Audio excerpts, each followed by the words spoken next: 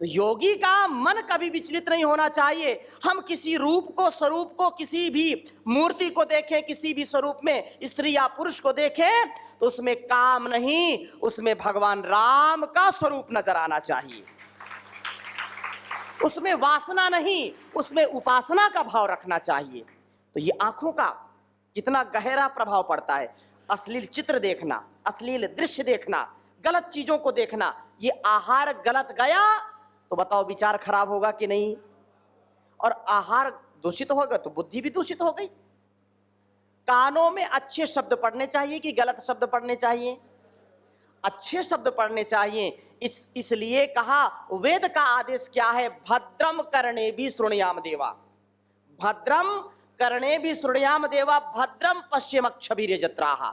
हमारे कानों में अच्छे शब्द पढ़ें, हमारी आंखों से हम अच्छे ही दृश्य देखें, गलत चीजें न देखना, न गलत सुनना। और फिर ऐसा सामर्थ्य, आप बोले कि नहीं कान में पड़ गए शब्द तो क्या करें, आंखों ने देख लिया तो क्या करें? तो फिर योग ऐसा साधन है, समत्वम योग उच्यते। आप समता में रह सकते हैं। आप देख करके भी ना देखा, सुन करके भी ना सुना, ऐसा अनसुना कर दिया। उन चीजों को ब्रेक लगा दिया। हम जो चाहेंगे वही तो अंदर जाएगा और जो नहीं चाहेंगे वो अंदर नहीं जाएगा। तो ऐसा सामर्थ्य योग से मिलता है। इसलिए इस बात का सदा ध्यान रखना है।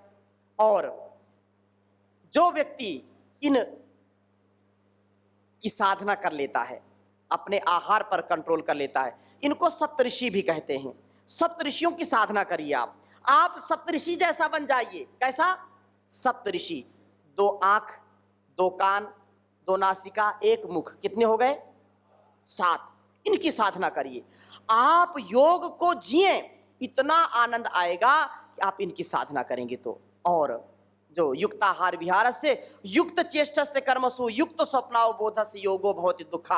आपकी चेष्टा, आपका उठना बैठना सोना जागना, आपका प्रत्येक कर्म पूजा बन जाए तो ऐसा योगी अपना भी कल्याण करता है और संसार का भी कल्याण करता है। वो कभी भी फंसता नहीं है। नहीं, संसार में तो रोग दोष फंसा लेते हैं, भोग फंसा लेता है। यत्र योगः तत्र संपूर्ण आरोग्यः, यत्र भोगः यत्र रोगः, यत्र भोगः तत्र, जहां भोग है वहां रोग है। इस संसार के इतने आकर्षण हैं, इतनी चीजें फैली पड़ी हैं, लेकिन हमको अपने आप को समेट करके, अपने आप को संजो करके रखना है। अगर दुनिया की तुम सेवा करना चाहते हो तो सबसे पहले अपनी सेवा करो। यदि दुनिया को अच्छा बनाना चाहते हो तो सबसे पहले अपने आप को अच्छा बनाओ, अपने आप को अच्छा बनाओ। एक व्यक्ति को आपने अच्छा बना दिया तो समझो संसार को अच्छा बना दिया।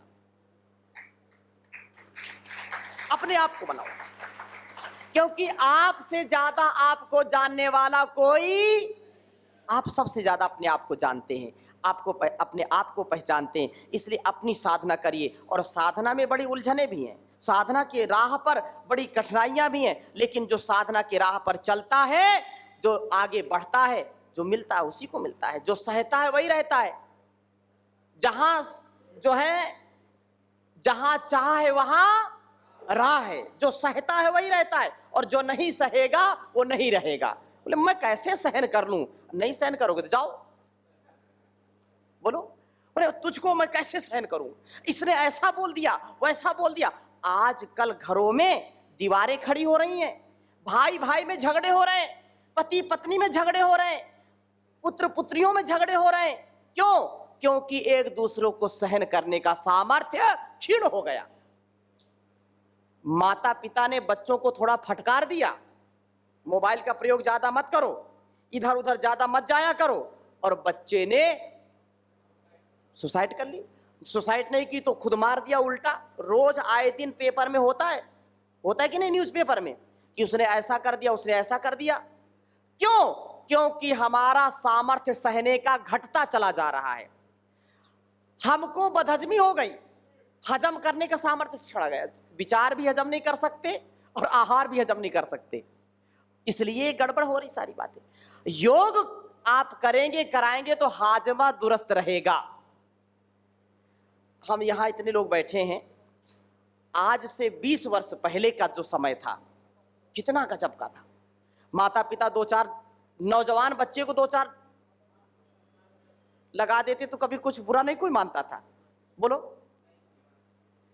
डांट देते थे, फटकार देते थे, कभी कुछ नहीं होता था। उनको कभी एंजाइटी नहीं हुई, ना कभी कोई स्ट्रेस, ना कोई दबाव, ना कोई तनाव। अरे बड़े हमारे बड़े हैं और बोल दिया तो अच्छी बात है, हम सुधार करेंगे। लेकिन आज सबसे ज्यादा कोई डरता है, अपने संतानों से डरता है। माता पिता सबसे ज्यादा किससे डरते हैं? अपने। इस पर भी कार्य करने की जरूरत है। योगी सन्यासी जो समाज का पथ प्रदर्शक होकर के नई दिशा देते हैं। आप यहां जितने गृहस्थी हैं, मैं निवेदन करूंगा कि योगी बनिए और योगी संतानों को जन्म दीजिए।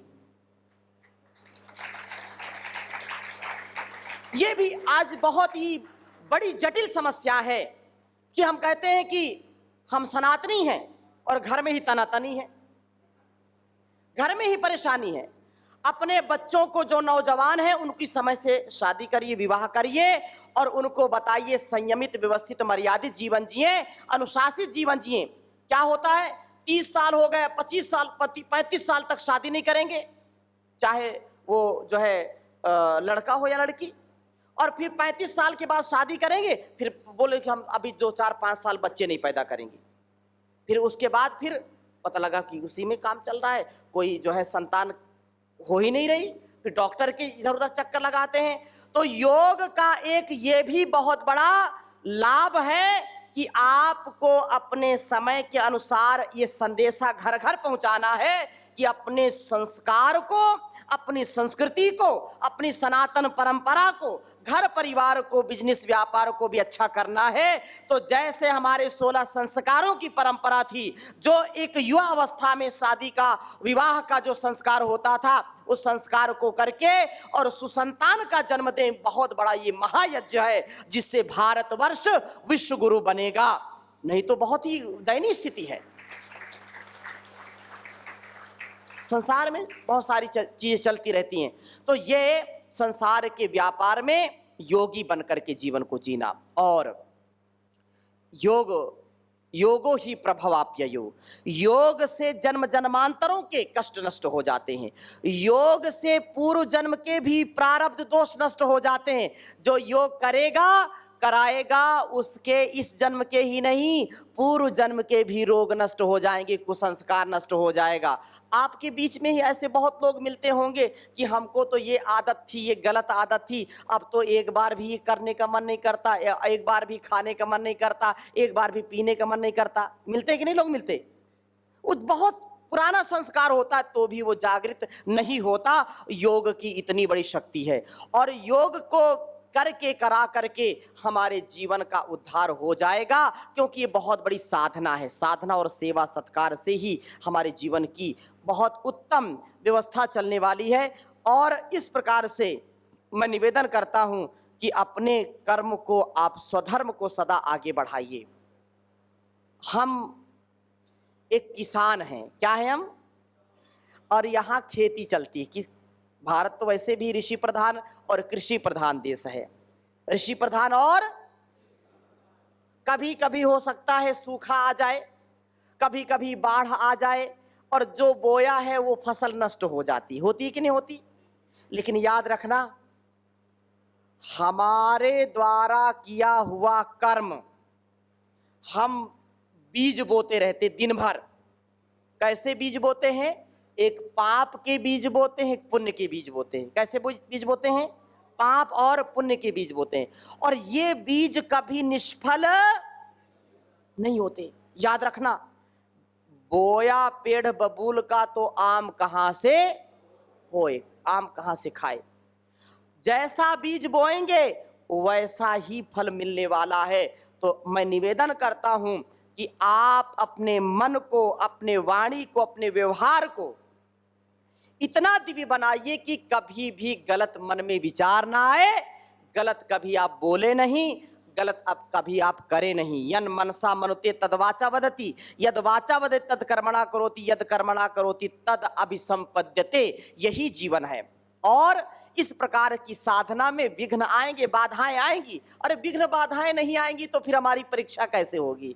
ये तो विघ्न बाधा तो आएंगी, लेकिन उनसे डरना नहीं। साधना की राह पर चलना कठिन, साधना की राह पर चलना कठिन, रोकेंगे साधक तुझे लाखों विघन, रोकेंगे साधक तुझे लाखों विघन, साधना की राह पर चलना, साधना की राह पे रुकना छोड़ दे, साधना पे रुकना छोड़ दे, जो तुझे रोके वो बंधन तोड़ दे, जो तुझे वो बंधन तोड़ दे, टूटे ना विश्वास छूटे ना लगन, टूटे ना विश्वास छूटे ना लगन, रोकेंगे साधक तुझे लाखों विघन, रोकेंगे साधक तुझे लाखों विघन, साधना की राह पर चलना कठिन, साधना की पर चलना कठिन।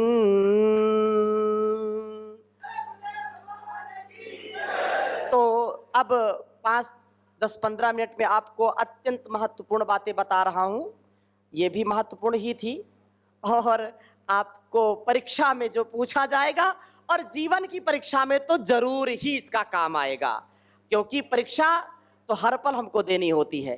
तो हम कुछ बातों को बताते हैं और आपसे सुनेंगे भी, क्योंकि मेरी जो है आदत थोड़ी सी खराब है। तो अभी बिल्कुल अलर्ट हो जाइए, किसी से भी मैं पूछ सकता हूँ। हम पंचकोश की चर्चा करेंगे। पंचकोश कौन कौन से हैं? तो पहला क्या है? अन्नमय कोश। पहला क्या है? दूसरा क्या है? प्राणमय कोश। आप बोलते जाइए। दूसरा क्या है? पहला क्या है? अन्नमय कोश, दूसरा है प्राणमय कोश, और तीसरा है मनोमय कोश। कितने कोश हो गए? फिर से बोलिए। पहला अन्नमय, दूसरा प्राणमय, तीसरा मनोमय कोश, और चौथा क्या है? विज्ञानमय कोश। चौथा क्या है? विज्ञानमय कोश। फिर से बोलिए। पहला अन्नमय कोश, दूसरा प्राणमय, तीसरा मनोमय, और चौथा विज्ञानमय कोश, और पांचवा क्या है? आनंदमय कोश। आनंदमय कोश। पहला है अन्नमय, क्योंकि अन्न है तो टनाटन है, नहीं तो सनासन है। अन्न से ही सब जीव जंतु अपना पालन करते ना। अन्न नहीं होगा तो रस, रक्त, मांस, मेद, मज्जा, अस्थि, शुक्र नहीं होगा। अन्न नहीं है तो कुछ भी नहीं है। इसलिए अन्न सबसे पहला है, अन्नमय कोश। दूसरा क्या है? प्राणमय। अन्न है तो व्यक्ति प्राण से युक्त होगा। खाना पानी कुछ दिन के लिए बंद कर दो, ये प्राण पखेरु उड़ जाएंगे कि नहीं उड़ जाएंगे? बोलो, राम नाम सत्य हो जाएगा कि नहीं? इसलिए अन्न बहुत जरूरी है। अन्न से ही व्यक्ति का जीवन चलता है। अन्नम वै ब्रह्म, अन्नम ना निंद्यात। अन्न की निंदा मत करो, अन्न ब्रह्म के रूप में है। अन्न का कभी अपमान नहीं करना चाहिए। जैसा खाएंगे अन्न वैसा हो जाएगा मन। तो अन्नमय कोश। दूसरा है प्राणमय कोश। प्राण से ही सब कुछ है। यह सुबह भी बता रहे थे आपको कि जो कुछ भी है, प्राणसिदम वसे सर्वम त्रिदिवीयत प्रतिष्ठितम मातेव पुत्रान रक्षस्व श्रेष्ठ प्रजाम च विदेहिनति। सारे संसार में ही नहीं, जथा पिंडे तथा ब्रह्मांडे, तीनों लोकों में यदि कुछ भी नजर आता है, कुछ भी है, तो प्राण की शक्ति से है। इसलिए प्राणमय कोश। फिर क्या बताया? मनोमय कोश। मन बहुत ही बड़ा है। मन तन में मना शिव संकल्प मस्तु। अगर मन ठीक नहीं होगा तो व्यक्ति का जीवन ठीक नहीं हो सकता है। मन की बड़ी महिमा है। मन के जीते जीत है, मन के हारे हार। मनेव मनुष्याणाम कारणम बंधु मोक्षयो। बहुत काम पर जीवन थोड़ा, उस पर मन का चंचल घोड़ा। सोच समझ नादान रे बंदे, मत कर तू अभिमान रे बंदे। झूठी तेरी शान रे बंदे, समय बड़ा बलवान रे बंदे। तो ये प्राणमय और अन्नमय। फिर विज्ञानमय कोश, जो मनोमय के बाद क्या है? विज्ञानमय कोश। एक है ज्ञान, एक है विज्ञान।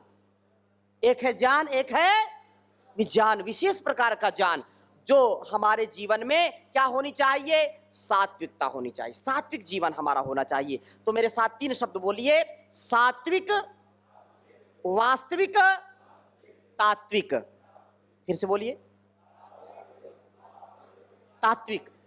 इनका ऐसा जीवन जीना चाहिए। अभी व्याख्या करने का समय नहीं है, बस शब्द मैं बोल रहा हूं। तो ऐसा जीवन जीना है। वो कैसे होगा? विशेष ज्ञान से होगा। ऐसे ज्ञान तो खाने पीने का, रहने सहने का और घर परिवार को पालन करने का समय और समझ तो सबके अंदर होती है, लेकिन एक विशिष्ट ज्ञान जो तथ्य है, जो सत्य है, जो वास्तविक है, जो तात्विक है, ऐसा ज्ञान विज्ञान कहलाता है। जो भगवान को भी और इस जगत को भी, जहान को भी जो जानने वाला है, विज्ञान। और उसके बाद क्या है? आनंदमय कोश। आनंदमय कोश। देखो, संसार का जो सुख है वो क्षणिक है। सुख क्या है? जो पार्थिव सुख है वो क्षणिक है। किसी को रसगुल्ला बहुत पसंद है।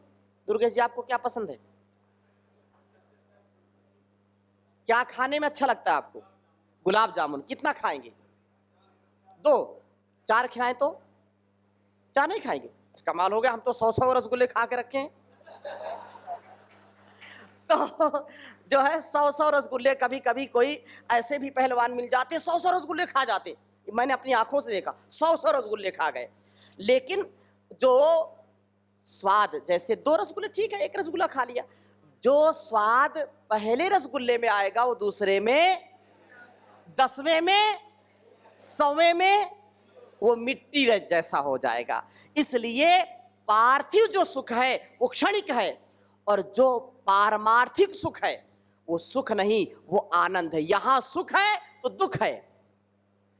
जो सुख मिलेगा वो दुख में भी बदलेगा। जो मजा है उसमें सजा है। लेकिन आनंदमय कोश, आनंद शब्द का कोई उल्टा शब्द नहीं है।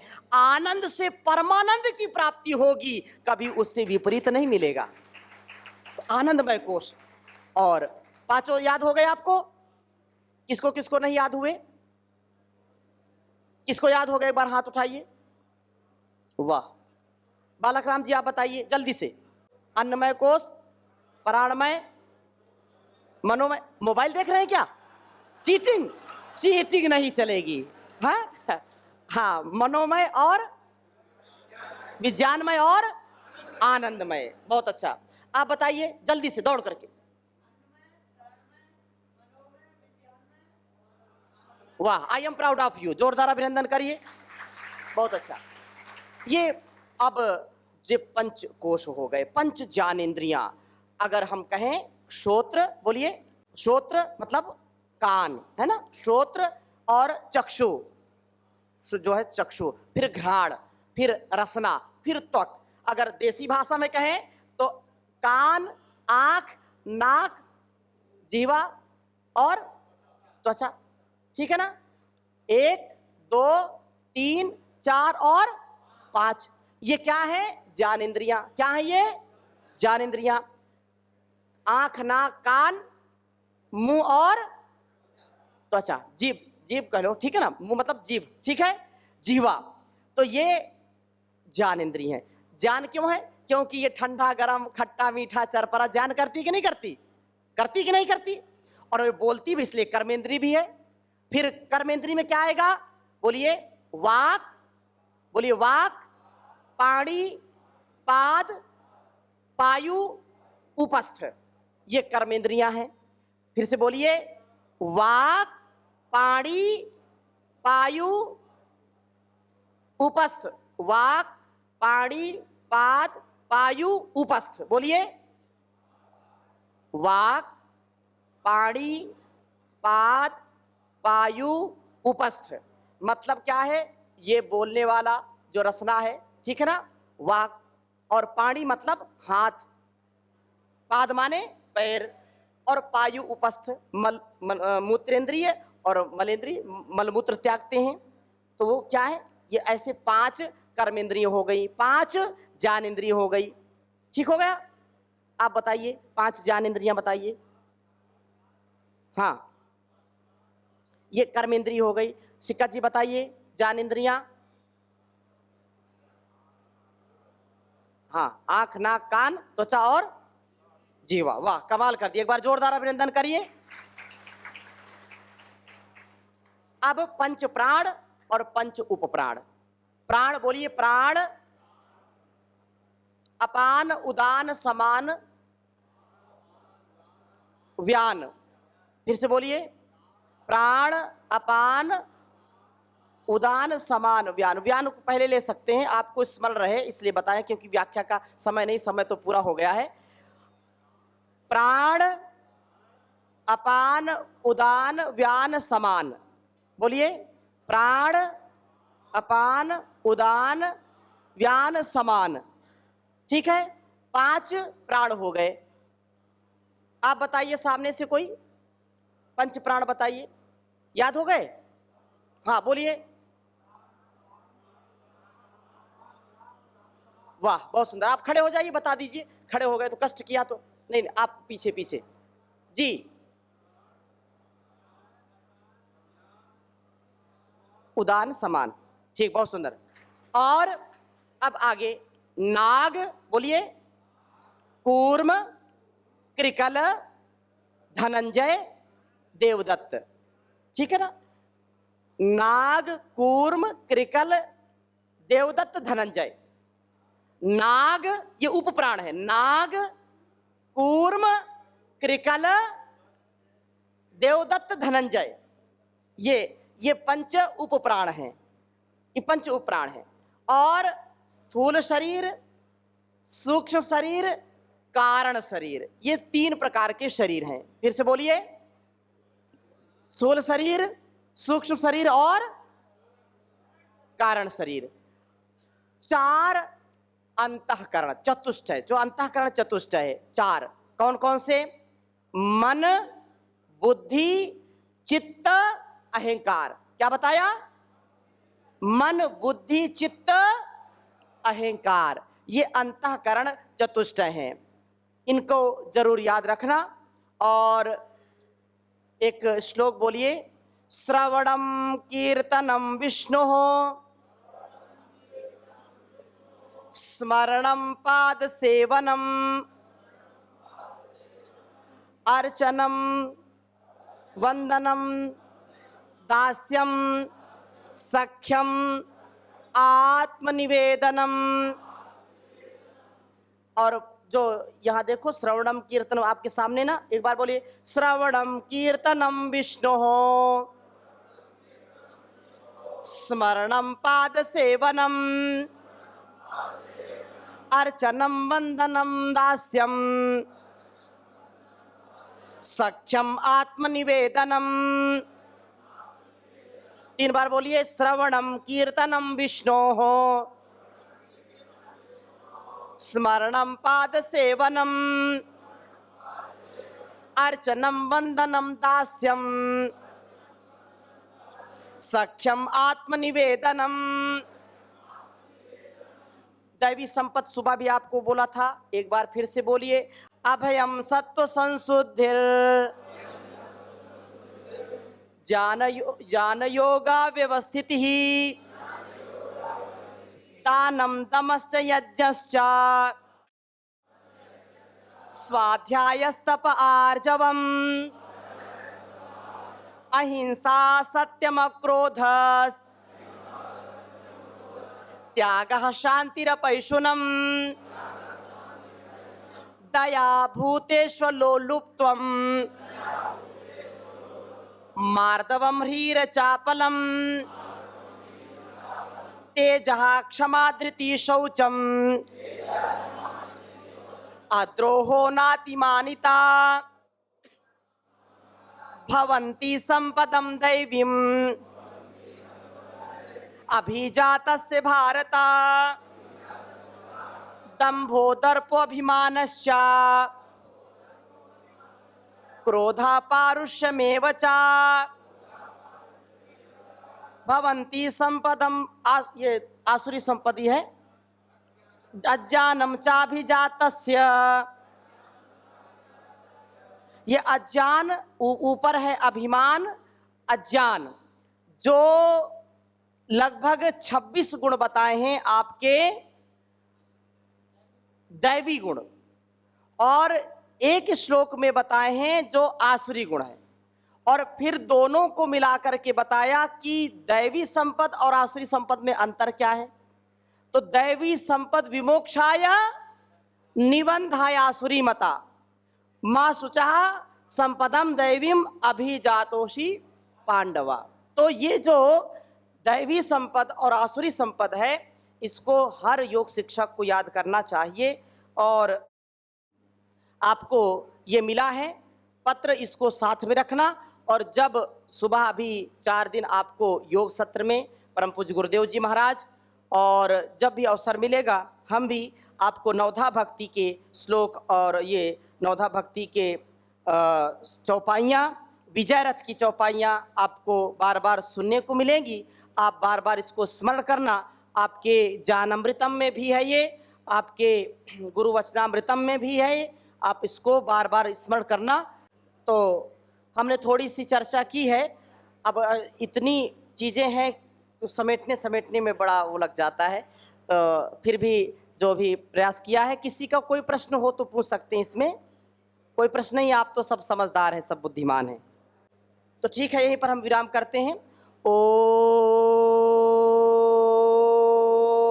सर्वे भवन्तु सुखिनः, सर्वे सन्तु निरामयाः, सर्वे भद्राणि पश्यन्तु, मा कश्चित् दुःखभाग् भवेत्।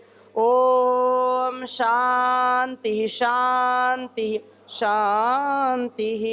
ओम श्री परमात्मने नमः। ओम श्री गुरुभ्यो नमः। ओम सर्वेभ्यो नमः। सभी को बहुत प्रणाम।